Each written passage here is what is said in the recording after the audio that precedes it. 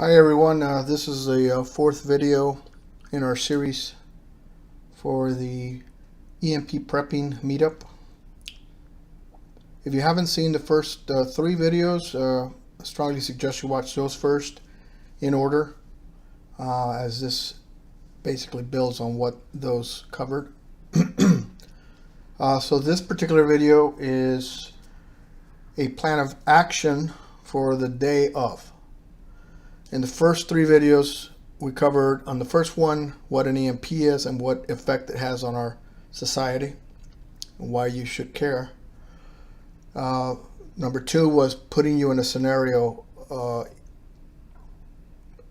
an EMP scenario, and having you think about how you would handle it. And you need to get down to the details in that scenario and figure out all the various ways that you're going to be affected by not having any of the tools you usually have, and what you can do to prepare. And third video was planning for this day and everything that you can do right now to prepare for that EMP day and be in a better position to survive it.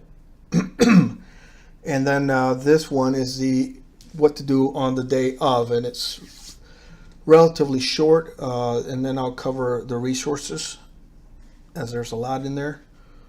For this one, if you have implemented everything in your preparation plan, you should be in a better shape than 99% of the people in the country. If you have actually gone through those three videos and you've thought everything out, and you then went through your scenario and you figured out all the problems that are going to exist, lack of security, lack of transportation, lack of communications, and then you take that and you work out a plan with some of the information I gave you for solving those things, insecurity, and for solving the communications issues, and for solving your transportation issue.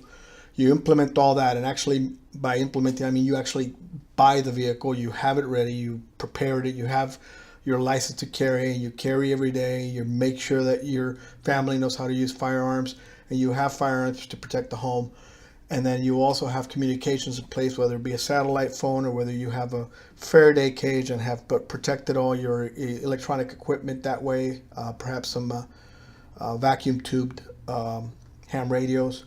If you've done all that, then you are ready for this day, and when it happens, you'll be, like I said, 99% better off. So if you get here and you see, if you're outdoors or indoors, and you see an unexplainable, sudden, intense flash of light and you cannot identify the source, this could be a nuclear burst. Now, there is some question as to whether you'd see anything, because it's fired off so high up above us, 300 miles up, that chances are that you might not even see a flash at all. So, but if you do, you need to drop to the ground, you need to close your eyes, cover your ears, and open your mouth. You want to protect against flash blindness, and if you saw the flash, chances are you're going to get a blast wave. So you got to protect against the overpressure of that. You need to remember there will be a second blast wave in the opposite direction, so don't be in a hurry to get up. Of course, like I said, maybe you may be far enough from the actual waves that may never get to you, or it may be up 300 miles, and in which case none of these things would happen. But the only thing you might see is simply that the power goes out. Now, I'm going to skip here, this red part. I'm going to skip that instead and come down here, which is really, how do you determine that it's an EMP and not a regular outage? If you're at work or at home and suddenly the power goes out, how do you determine whether it's an outage, regular one, or an EMP? If the lights go out only, that's a power outage. That means you're good, everything's fine, the power will come back on. If the lights go out, power goes out, cell phones are dead, and by dead I mean you try to turn them on and they don't come on at all. It's a black screen. If cars are dead, if your landline, if you have one, also is dead, then all of that together will give you a sign, or it's a sign that an EMP has occurred. And also if you see a flash of light, but again, you might not see a flash of light. It might just be simply that the power goes out. But the key thing is, everybody just about nowadays has a cell phone. If the power goes out and your cell phone's dead, chances are, and if you look around and everybody else's stuff is dead, it's an EMP and it has happened. Now let's go back up one line. It is critical to head home at first detection and confirmation of an EMP. Right away, you need to leave. If your plan is to get back home, you need to leave immediately. Why? Because the more people realize what the situation truly is, the more difficult it will become to make it home.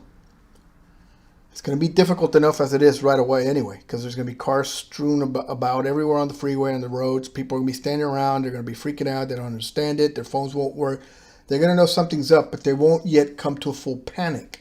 And you need to take advantage of that first period right after it to get home. That's your best chance for making it home. Now, if your last bullet down here, you need to not share the fact that you have working transportation. Your one and only goal is to get to your family, to get home.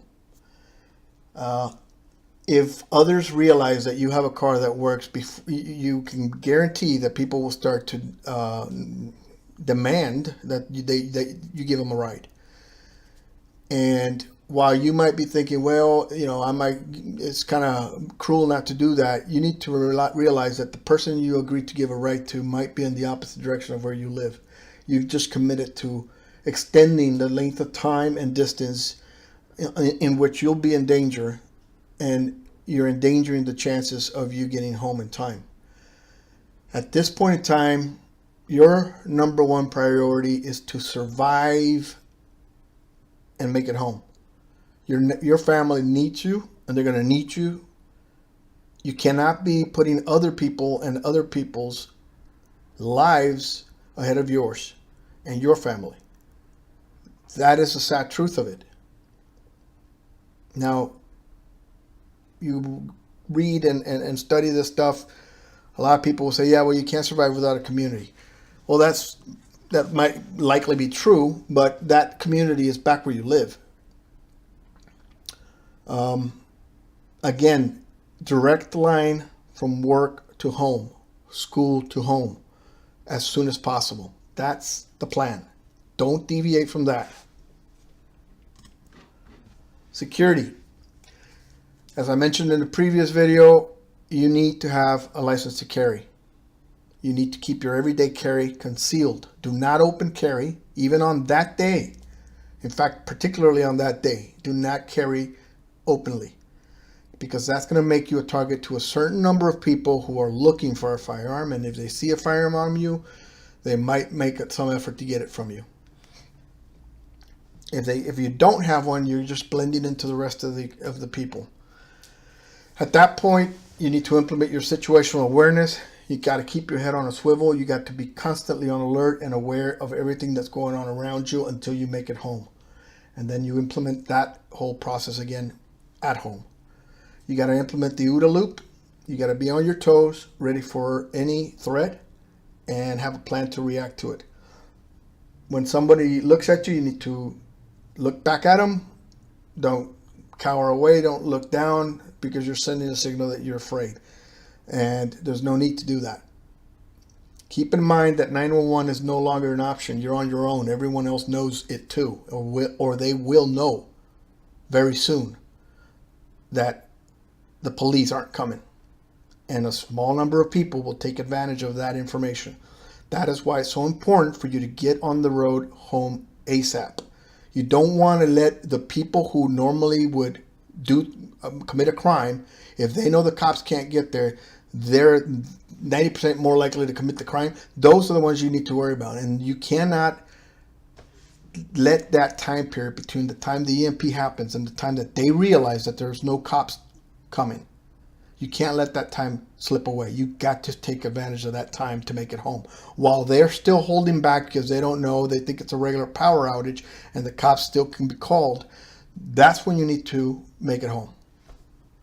Be aware that as a moving vehicle, you will stand out and will become a target.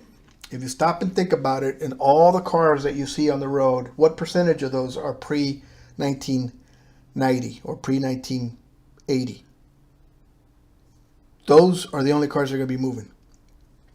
And if you're in one of those and everybody else is stranded, you're going to become a target. So that's why it's ultra important to get home as soon as possible before that realization sets that they're stuck and that you have a solution for them. They'll take your vehicle. That's a solution for them. You don't need to give them that opportunity. Do not allow anyone to approach you or your vehicle while you're getting home. If someone approaches you, what should you do? I have the text there discussed because in the class we all talked about this. What should you do if someone starts to approach you or your vehicle? You need to be aware that everybody coming at you is going to be a threat. Now, it's some little old lady or some kid, that's different. But short of that, everybody coming at you is a threat. Tell them to stay away. If it's a real threat, somebody coming at you aggressively, screaming at you, or saying they're going to take your vehicle or something, then you need to draw your weapon and let them know that you have a means of defending yourself. You don't have to shoot them right away, but you certainly have to let them know that you are armed, because that's going to take another large percentage of those people that even attempt that will simply fall back and leave you alone. And then, of course, from that, if it goes beyond that point, you're defending your life. Transportation. As you drive home, you'll have to weave in and out of stalled vehicles. You need to drive at a steady pace. You need to drive slow enough to be able to maneuver around stalled vehicles, but fast enough that no one will be able to climb on. And I've thought about this, and it's going to be tough, because on a freeway, when your car shuts down, your first instinct is to start steering your vehicle into the emergency lane. So chances are that even the emergency lanes are going to be clogged. So you're going to basically have to wing it and do the best you can. You need to keep your windows rolled up and doors locked. You need to be prepared for people to jump in front of the vehicle. You need to be prepared to drive around them if possible, but if not, you need to be prepared to strike them if you want to get to your family. And we discussed this in the class too, and I put the question out there and I said, if this happens to you and you're trying to drive home and somebody jumps in front of your vehicle, what are you going to do? And several of the people said, I'm not even going to slow down. This is my family I'm trying to get to, and most of them are going to realize I'm not stopping. They're going to get out of the way. You need to realize that this is a possible situation, and you cannot lose focus of what your goal is. Be prepared to drive off-road if necessary. This is where it becomes important for you to consider a vehicle that can handle a little bit of off-road at least. Low vehicles that cannot climb a curb, cannot go off into the grass, that will get stuck in mud in no time flat, are not what you want. You want a vehicle that has some ground clearance, a pickup truck or an SUV, old, that will survive an EMP, that will allow you to get off-road or go off-road. I have a section on all of this too in our online material, where I talk about the vehicle and all the benefits that you can get from an old vehicle, a diesel vehicle, and all the features you should look for or you should put into the vehicle to improve the vehicle. And that's basically it for that. Once you make it home, you implement the same mentality at home. You need to think about avenues of approach to your home. You need to realize that people will likely come and knock on your door. You need to be ready to respond to that. You cannot pretend you're not home, because that's going to encourage and invite people to break the door down. So you're going to need to let them know that you are armed and ready to defend yourself. The biggest threat, I think, at that point that you'd be facing, assuming they're not armed, is that they might try to set your home on fire. So you're going to have to be ready to watch for that. And you're going to have something ready to turn off a fire, considering there's no water pressure. What if somebody throws a Molotov cocktail at your house which is a bottle full of gasoline, and lights it and throws it at your house. How are you going to put that out? You need to think about that. Reading. There's a lot of material out there. There's videos, there's websites, there are books, everything, and forums, discussion groups. There's tons of information. If you're serious about this, I seriously recommend that you get involved into all these things: books, videos, websites, everything you can. The more you know, the better off you're going to be. This is a link to the EMP Commission. There's an executive summary, and then there's a full commission report. If you click it, you'll see, and I'll provide links for all this. This is the commission to assess the threat to the United States from electromagnetic pulse attack. This is a government agency organization that was put together to study this. They came forward with an executive report and the actual Criminal National Infrastructures report.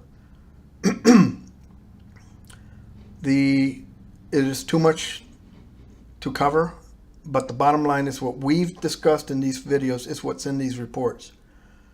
They not only acknowledge that this is possible, they strongly recommend the government move on this. There's been two commissions in 2004 and another one in 2008.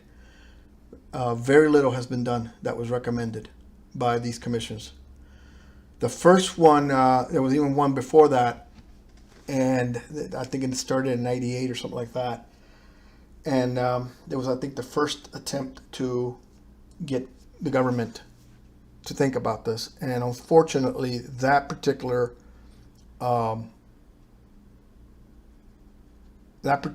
report came out on the exact same day that the 9/11 Commission report came out. So the same day that the 9/11 report came out, that very first EMP report came out, and nobody saw it because everybody was focused on the 9/11 report. So years passed again with nobody paying attention to this. And then in 2004, they did another one, and they came out with recommendations and so forth. Then they did this one in 2008 and came out with more recommendations and studied the progress, what little there was. And basically, that's where we are right now. So I recommend you read this. It is sobering material. If you go online, you'll find videos from the people who took part in these commissions. There's a Dr. Pry, who I believe was in the previous commission to this one, who has done quite a few videos. I believe his last name is Pry. I'm not positive, but I'll post it. He has gone on and set up conferences and groups and meetings and so forth, trying to get the word out to people at the state level and local level to try to get them to move, because the federal government isn't moving at all. So he is trying to push for that at a local level. The state of Maine, for example, has a plan, and they've put it in place. I think North Carolina is looking into it. I believe Texas is looking into it. But Maine actually has a plan approved by their Congress and pushed through, and they're implementing it. Because one congresswoman in Maine read one of the books that I'm going to show you a link to here in a minute. She read the book and realized that this was a problem that needed to be addressed immediately, and she single-handedly practically pushed it through the legislature of Maine and put it in place, and now they have a plan in place at the state level in Maine. Yet our federal government, who is really in charge of protecting us constitutionally, are doing nothing about it. So we've got serious issues there. So that's the EMP Commission report. There's this book called Lights Out, which I'm still reading, by Ted Koppel, the news guy. Some of you older people like myself know who Ted Koppel was. He became aware of the EMP threat, and could not believe what he was learning. And so he decided to write this book called Lights Out. It's a good book. It's very well done. It's very, very well written. It's got a lot of good information. I'm not even through it all yet, but I put out a couple of quotes out of that book that caught my attention. The commander, the Central Command commander, General Lloyd Austin, said it's not a question of if, it's a question of when.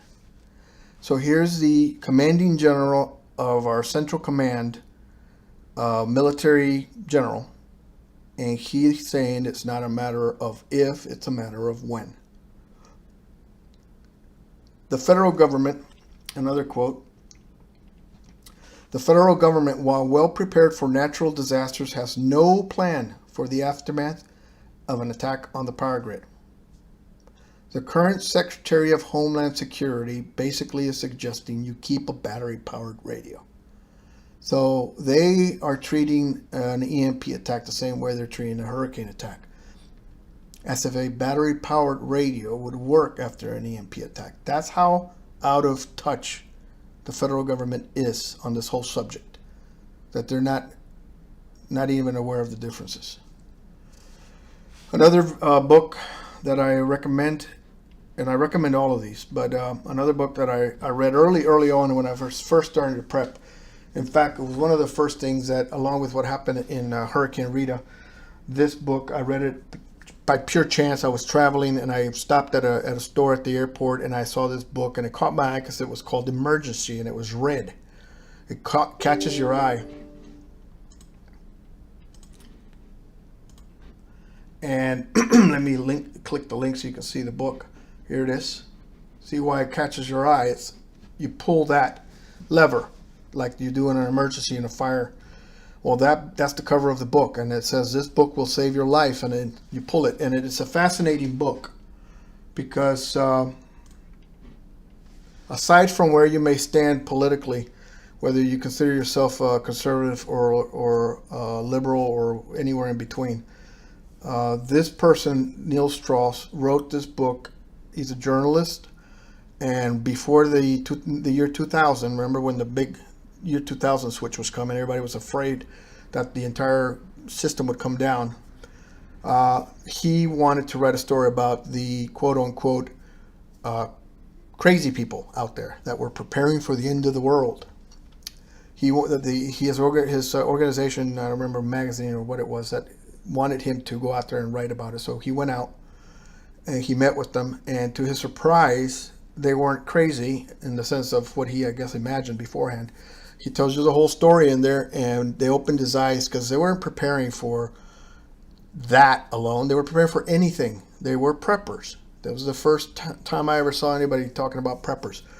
And he was fascinated by it because when he saw what they were doing and he stopped and thought about where he was, he realized how vulnerable he was. So here you have a guy who doesn't believe in guns, hunting.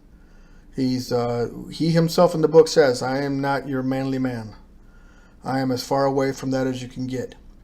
And he decided that he wanted to study more about this. So he talked to his company. They approved him following up and reading and writing a book. This book will walk you through his transformation from being somebody who knew nothing to one who is very well prepared. It's a fascinating read to see somebody evolve so drastically. But there's a lot of great information in there, so I do recommend that. There's a couple of series of books that are pretty popular with the prepper community. Going Home is one of them, by A. American, and there's a whole series of these. Down here you can see Going Home, Surviving Home, Escaping Home. Going Home is the first of the series. It's very well written again. Highly recommend it. Lights Out, same name as the one Ted Koppel wrote, but this one is by David Crawford. Another book. This was written actually by somebody on the internet, and it's a good read. All of these books have little things, little bits and pieces that you'll be able to pick up that will help you in your own development and your own preparation. They all follow the basic general EMP attack situation is thus, what do I do? And what the characters do basically to survive. This next one is called Patriots. If you are serious about doing this and you're like me, I like to organize, I like to create lists, I like spreadsheets for that purpose. because it allows me to organize and group things and find things that go together, and therefore organize everything. Because this, if you get into this for real, there's a lot to do, a lot to gather, a lot to learn, a lot of skills you need to learn, and you need to track and plan and lay it all out. So with that being my way of doing things, when I read Patriots by James Wesley Rawls, I was blown away because, again, it's the same scenario. EMP, something happens, they go out, he has to survive, the main character, and all the characters throughout it, and what happens, etc. What I find different about this book is that Patriots is practically a how-to. And by that, I mean equipment, I mean gear, I mean firearms, I mean everything that you would need, in essence, to go and survive through this. He uses brand names, he uses model names, he uses everything that will uniquely identify a tool he is using in the book, or his character is using in the book. And it's I went through that entire book. It was an ebook for me, so I was able to just simply highlight the sections of it and copy it and create a spreadsheet tab on my list, in my spreadsheet, that I could then start going through and deciding what it is that I agreed with I needed, and start creating links and the pricing and all that from there. But that's if you're going to go further than just the basics, you'll definitely want to look at that one. The last one here is 1 Second After by William Forstchen, I believe is how it's pronounced. He is the one I told you about in one of the earlier videos that Newt Gingrich approached about writing this book. There's videos of him online. In fact, I'm going to put up some links to one of the more recent videos I just saw of his, where he talks about how he wrote it and what he did. And now when he talks to people about his book, he says, "Welcome to my nightmare," because he, ever since he wrote the book, he's committed 100% to prepping and preparing for this, because it opened his eyes to how possible this is and how scary it is. So very well written book, because he is a professional writer. Some of these other people above him are not professional writers. They're people who were passionate about the topic and decided that they wanted to write something about it.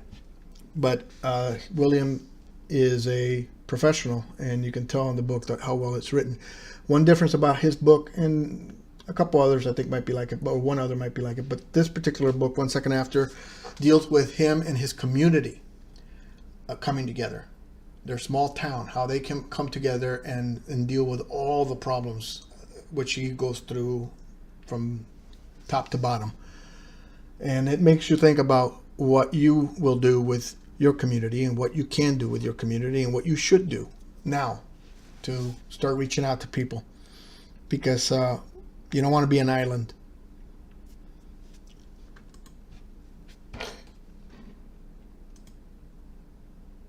Okay, next slide is EMP effects on vehicles. There's a link here. This is a document that breaks down or talks about all the various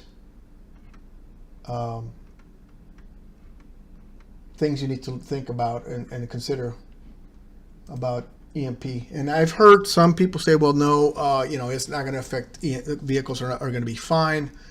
So don't worry about it.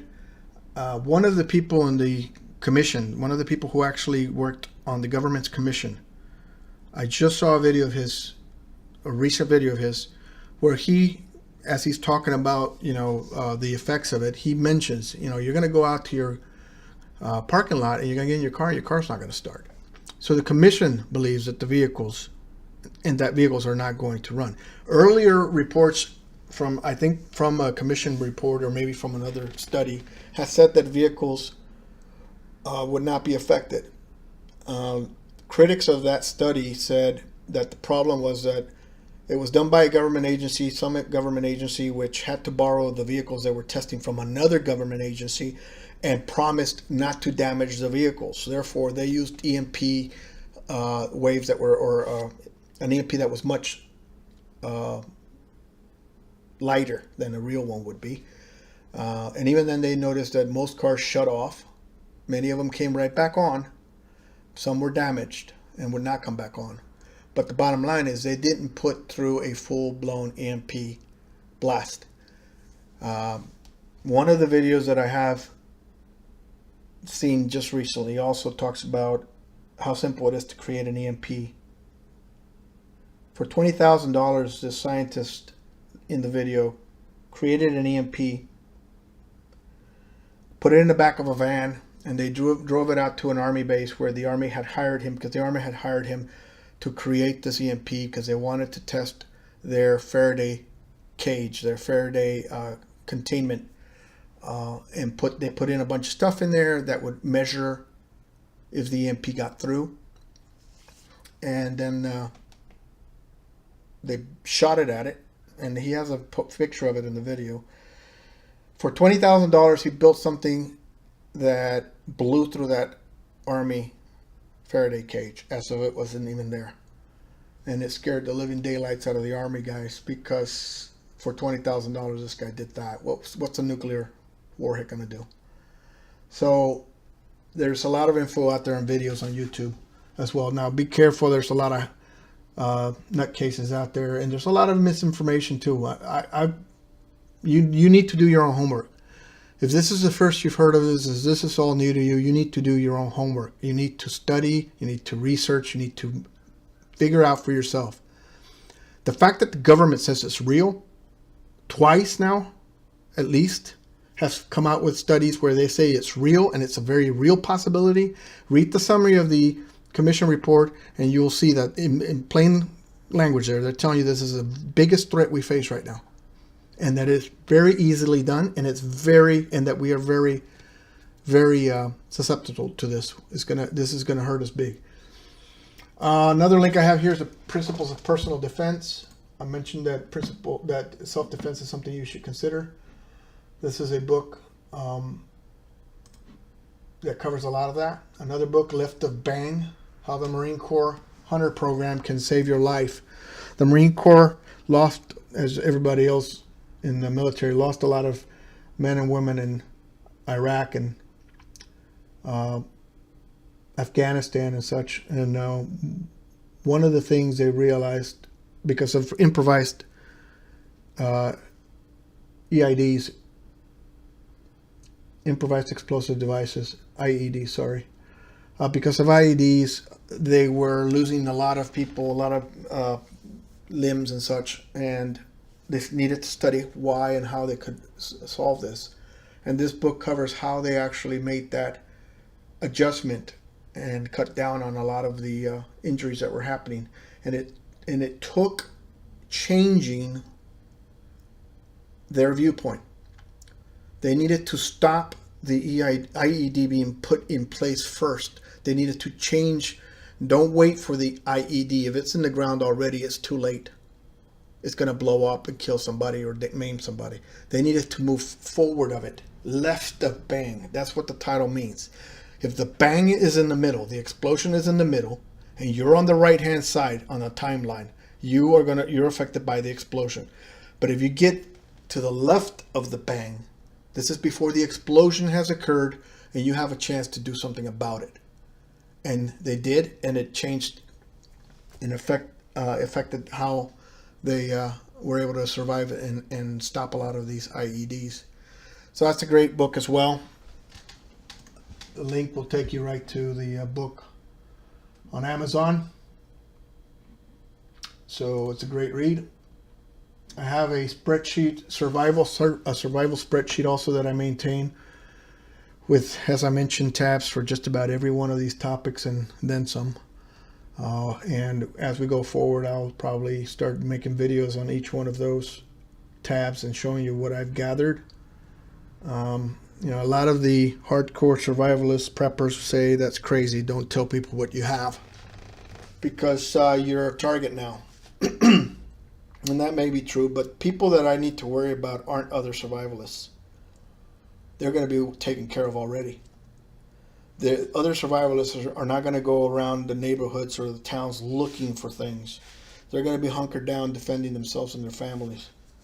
The ones I need to worry about and everybody else needs to worry about are the ones that didn't do anything to prepare for this and are going to be looking for anything to survive.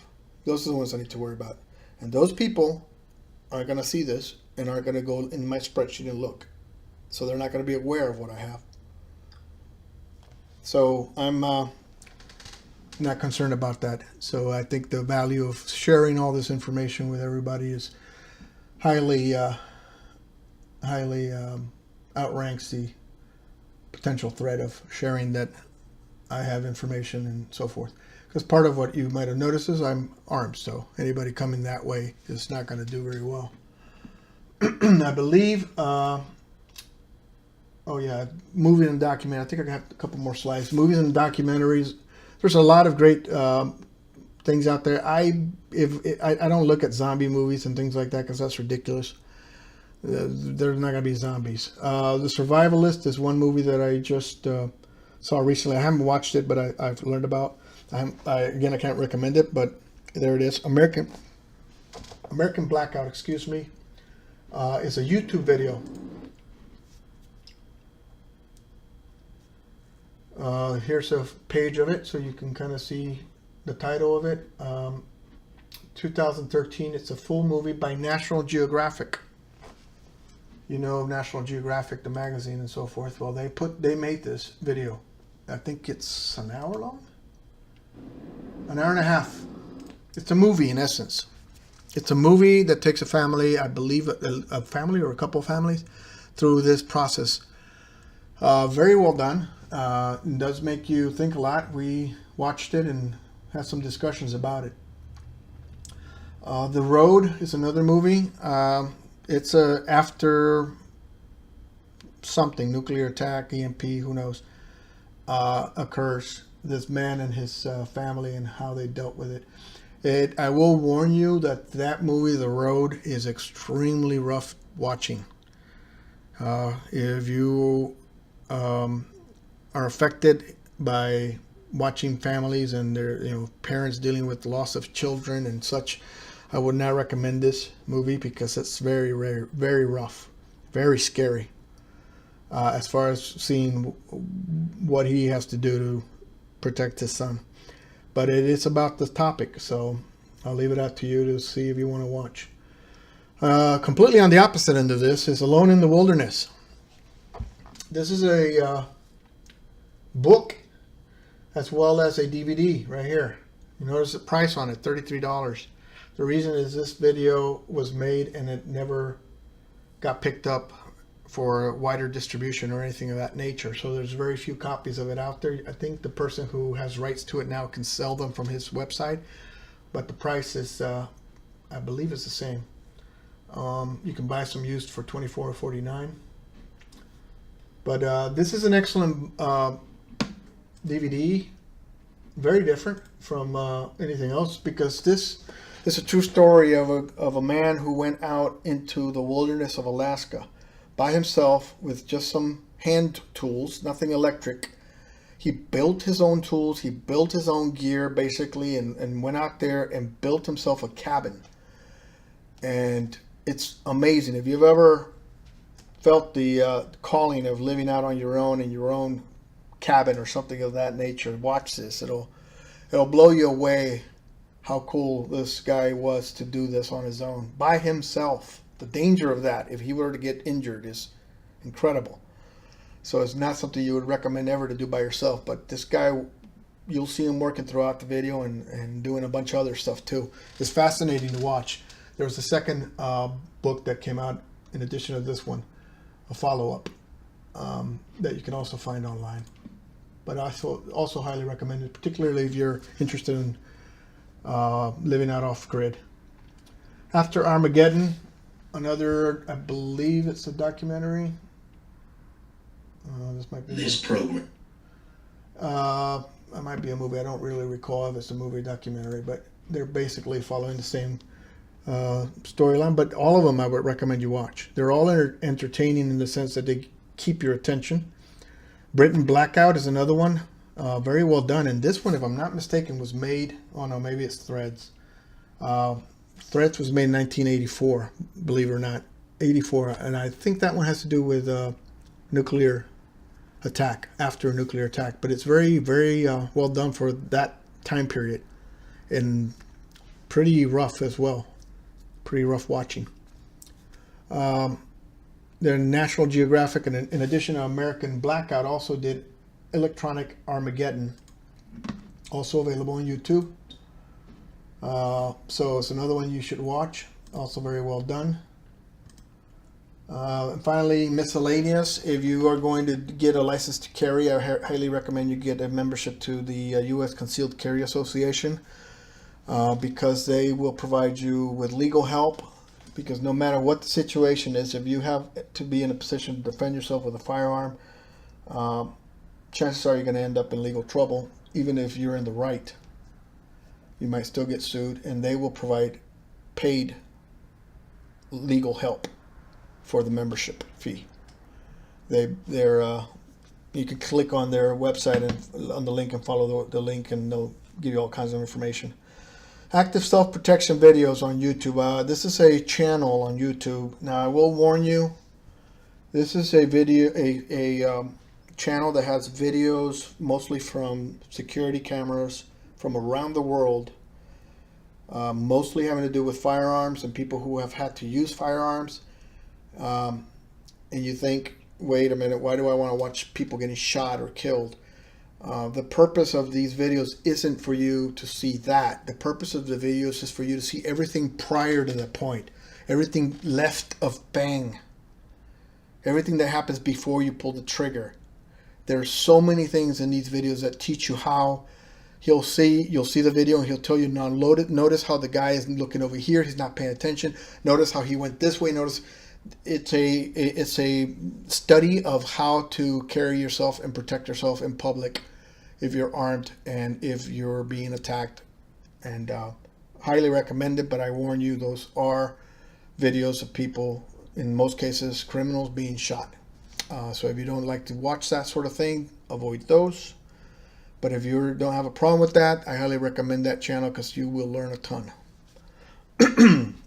Excuse me. Survivalistboards.com is the main discussion board that I frequent. It has anything and everything to do with survivalism. There's just a lifetime worth of information in here. There's memberships that you can join. If you join and pay the small yearly fee, you have access to private forums. You also have access to a lot of material that you can download, that you can only download from being a member. There's also items for sale, questions, reviews, all kinds of firearm discussions, self-defense, you name it, it's in here. These are all the users. These are all the people that are currently on this website just as of right now. And that's not even everybody. So it's amazing. Half a million different discussions, almost.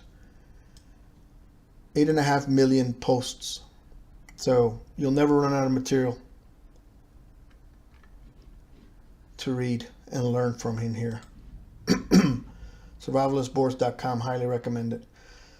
Texas Preparedness Group is another website I frequent, but not as much, I must say. Survivalist Boards seems to have everything I need, but this does give you more of a, if you're in Texas like I am, this gives you more of a local flavor to it. So it's another resource. Survival Blog is another website that I do follow. They have a lot of information in here as well. This is another one, much like Survivalist. This one here has just tons of materials. Going back to 2005. So, you see here's the fish meds. Remember I told you in one of the previous videos about antibiotics, how you can buy them? Here you are. Amoxicillin, ampicillin, you can buy them. It's the exact same thing as what you buy over the counter. I mean, through a prescription, excuse me. Most people are just simply not aware of that. 1881 is land-based information, Land Watch also. These have to do with purchasing land for bug out locations. If you're interested in setting up a bug out location, it'll walk you through the process. Lift to Bang is the same, is this a journal for that book I mentioned, the Marine Corps book. This is a journal that follows that. ITS Tactical is a website where you can get tactical equipment and gear. Highly recommended as well. They have DVDs. One of them in particular I will recommend. I believe these are all the gear videos. There's some products in here. Maybe it's under shop. There's some DVDs in here.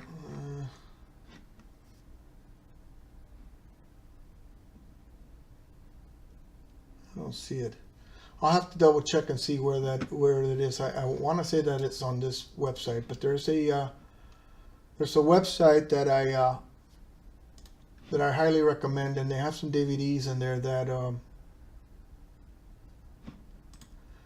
one of them in particular covers how. Oh, this is it right here. My mistake. Survivalsummit.com, thesurvivalsummit.com. I haven't seen some of these others. I'm not interested in learning duck hunting 101 yet. Survival HD.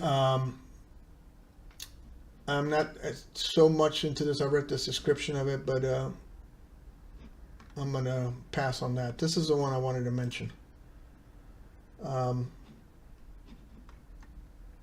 This is one where I actually learned quite a bit about doing things. It covers all sorts of techniques. Most of this is probably available on YouTube. You could find it. But this presents it all in one place. It tells you how to open locks, pick a lock in essence, and deal with a lot of other things. But there's a lot of stuff in here. It's too much to cover right now, but highly recommend it. And that is the end of my resources here. As I mentioned, I have a Google Drive where I have just tons of information and documents and videos, and my spreadsheet is the center of it all. I will over time start going through that spreadsheet. I was planning to do that in our advanced meetup, but literally that spreadsheet, there's material in there for 10 meetups, if not more. So I will start looking at that and talking with everybody at the meetup and see what you want to discuss. I'll probably put some polls up, offer 2 or 3 topics or 3 or 4 topics to let you vote which one you are most interested in, and we can go from there. All right, if you watched all these videos, I hope you learned something, and hope you're take this seriously, because it is absolutely real. So please prepare. And if you have questions, I have turned off comments on these videos because I know what comments are like on videos on YouTube, and it becomes either a just a nasty fight going back and forth, or people just saying rude things, and that's not the purpose of the video. The video is to get the video out and get people to watch it and learn, hopefully. If you have comments for me, you can certainly send them to me. I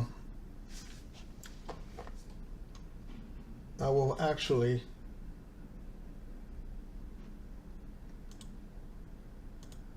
put it up here for a second.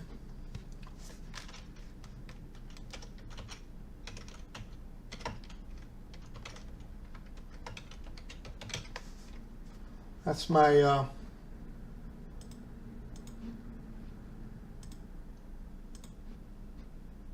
email address,